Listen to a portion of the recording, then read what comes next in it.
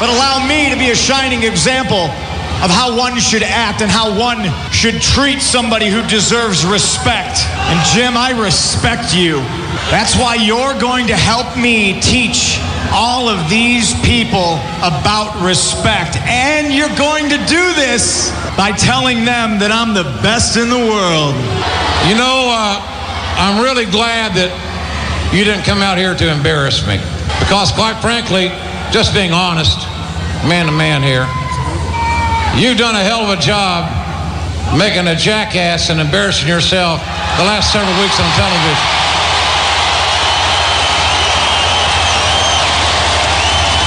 I come out here when everybody else in this place treats you like crap, and I tell you how I feel, and I tell you that we have something in common. We're both the best.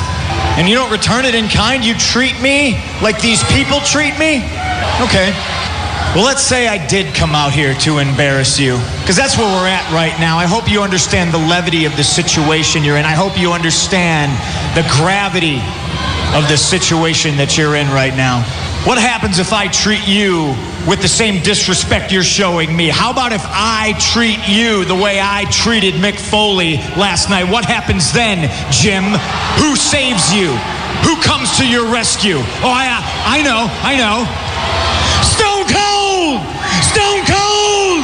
Stone Cold! So here's the bottom line, as Stone Cold would say, as it relates to me and you. And I'm just being dead honest with you, with no disrespect. You want to be called the best in the world? Then what I suggest that you do is you accept John Cena's challenge. You walk into Hell in a Cell and you kick his ass. And if you do that, then I will be the first man in line to look you in the eye and say, CM Punk, by God, you are the best in the world. But until then, we got nothing to talk about. You're standing in the ring with the most dangerous man in the WWE. And if you don't put your hands up and defend yourself right now, I will knock you into next week. And I will hurt you. And I will make sure that you never, ever commentate another Monday Night Raw broadcast ever again. So think real good, think real long, and think real hard. You get your hands up and you fight me, or you leave. Keep walking, Jim. The best in the world. Keep walking and enjoy it. He's the best in the world. Because you're not a Hall of Famer. You're a joke. You're an embarrassment. You're not a man. Look at you walking away. Because I told you, remember that I did this to you. Remember that the best in the world. Oh my. Ryback. And now, more Pro Wrestling Weekly with your host, Fearon. Sit down, shut up, and listen up. Welcome back to Pro Wrestling Weekly here on 1490 WBCB and online at WBCB1490.com. Fearon here with you, talking a little WWE, talking a little TNA, kind of hop all over the place. As you heard in the clip there, though, JR Appreciation Night, well, didn't exactly, at least on camera, go as well as JR had figured, but at least he didn't have to rejoin Vince's infamous club at this time around. But he ended up getting some recognition off camera. But Punk, of course, looking to be declared the best in the world by somebody else in a matter of respect, and with Jim Ross not necessarily doing so. Fortunately, he had a little bit of backup in the rising star, at least slightly rising star, of Ryback.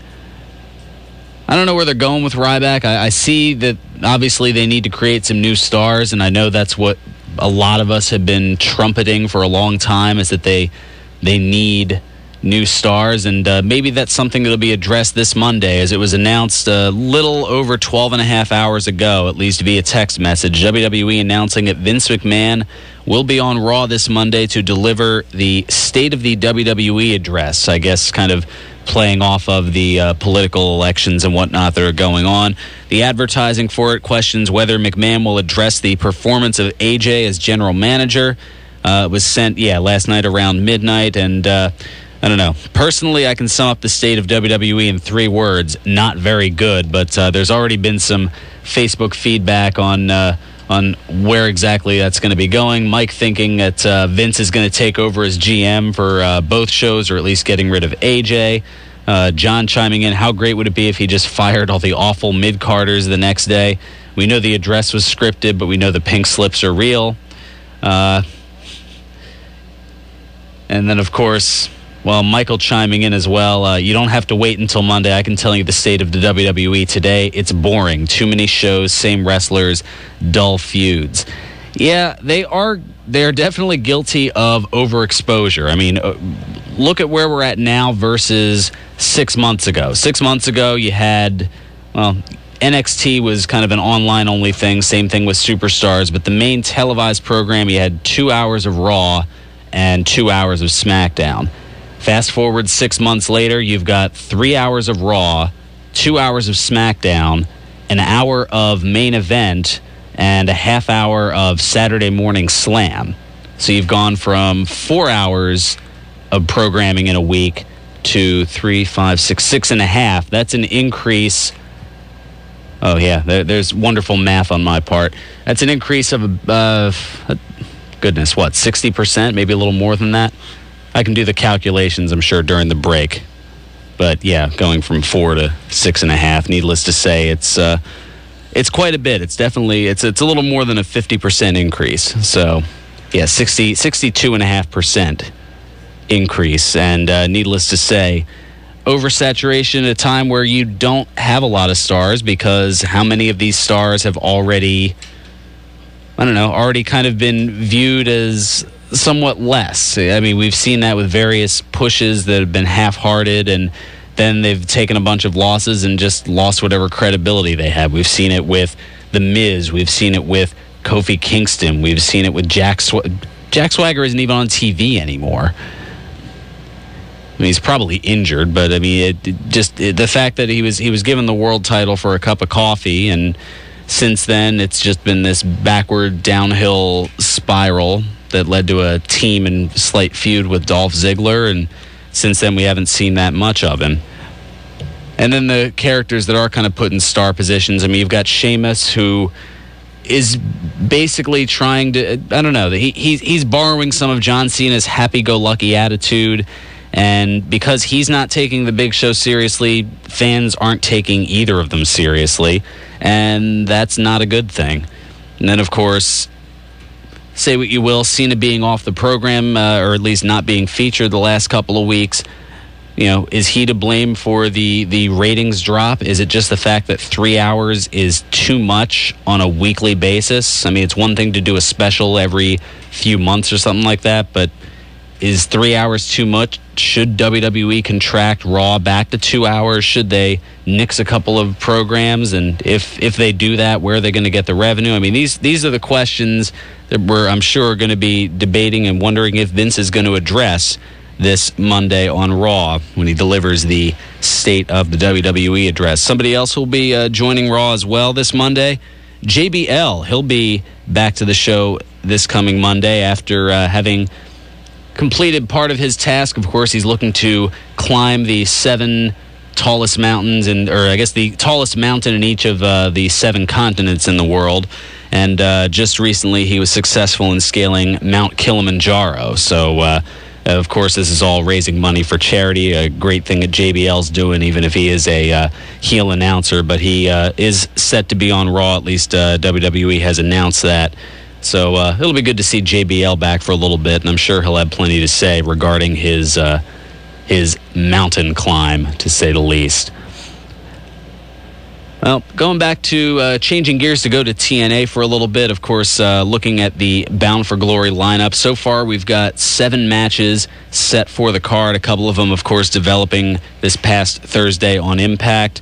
Giving you the whole lineup, we've got the Knockouts title on the line, Miss Tessmacher defending against Tara.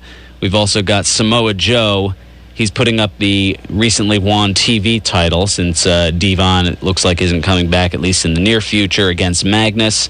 You've got a triple threat match for the tag titles. Of course, Christopher Daniels and Kazarian defending against AJ Styles and Kurt Angle, as well as Chavo Guerrero and Hernandez. Should be an interesting triple threats match. Of course, we talked earlier about Sting and Bully Ray against two members of Aces and Eights. If the Aces and Eights team wins, they get full access to the Impact Zone. And if Sting and Bully Ray win, then this will be the last that you see of Aces and Eights. Although there's a poster that was just released for the TNA Turning Point pay-per-view and on the In-Demand website, and it features a member of Aces and Eights and the gang's biker whole lineup there. And that, of course, will be taking place after Bound for Glory. That'll be on November 11th at the Impact Zone in Orlando. So I don't know if that's kind of laying a spoiler out there or not, or if that's just kind of throwing people off. But it could be that Sting and Bully Ray win and Aces and Eights kind of pull a, well, yeah, we weren't really going to follow our own rules, because they've certainly done that before. Of course, Austin Aries and Jeff Hardy for the World Championship, and then a couple of matches, that either developed or had further development. Of course, Al Snow and Joey Ryan, they're finally going to be doing something with that, as a one-night contract was offered to Joey Ryan, and upon arrogantly signing it, it was discovered that wasn't a talent roster contract, but it was a match for Bound for Glory against Al Snow. So this feud that we've seen developing over the last 5 months finally is going to have some legs to it, as opposed to just slight disturbances. They're actually going in a direction with it. And then, of course, there's Bobby Roode and James Storm. Their street fight with King Mo as the special enforcer. Needless to say, both men had a few words to say regarding King Mo being involved in their match, and we've got a little bit of a clip for that. Bill, if you want to pull up track 3 there, we'll go ahead and bring that to you. Here's Bobby Roode and James Storm. 10 days away. 10 days away to the biggest pay-per-view of the year, Bound for Glory. Night of my life, 10 days away, and it will be exactly 1 year that this conflict between myself and Bobby Roode started. Now, Bobby Roode, let's get something straight right now, buddy.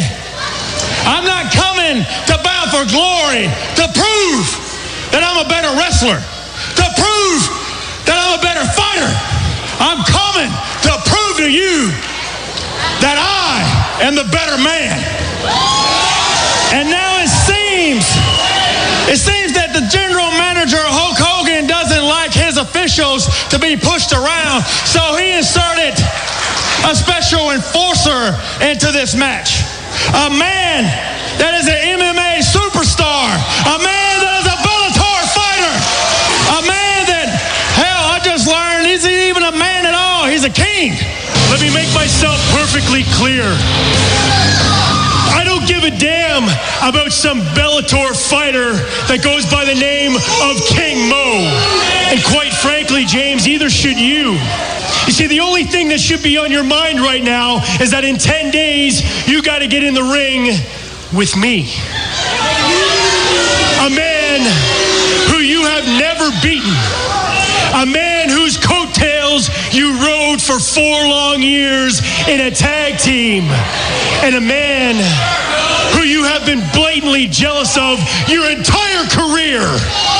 But you are right about one thing. This has been building and building for close to a year. This hatred, this feud, this fire has been burning for close to a year. And in 10 days, at Bound for Glory, it's going to explode.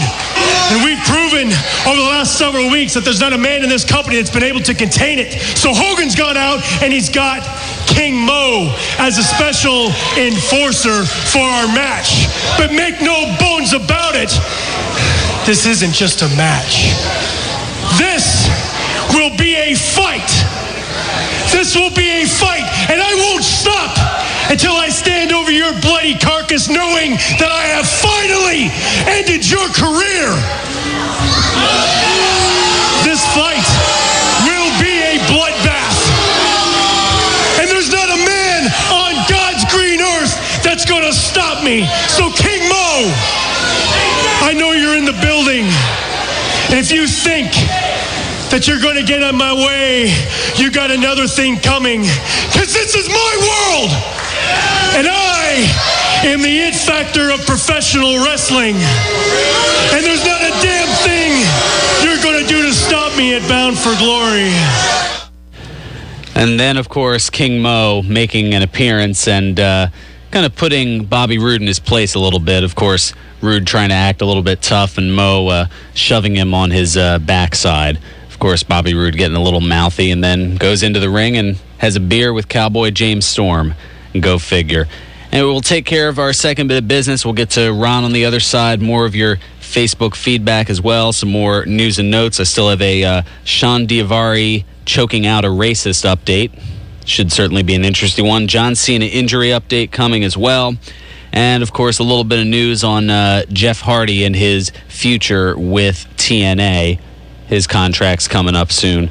All that plus a whole bunch more today in wrestling history coming up on the other side as well here on Pro Wrestling Weekly here on 1490 WBCB and online at WBCB1490.com.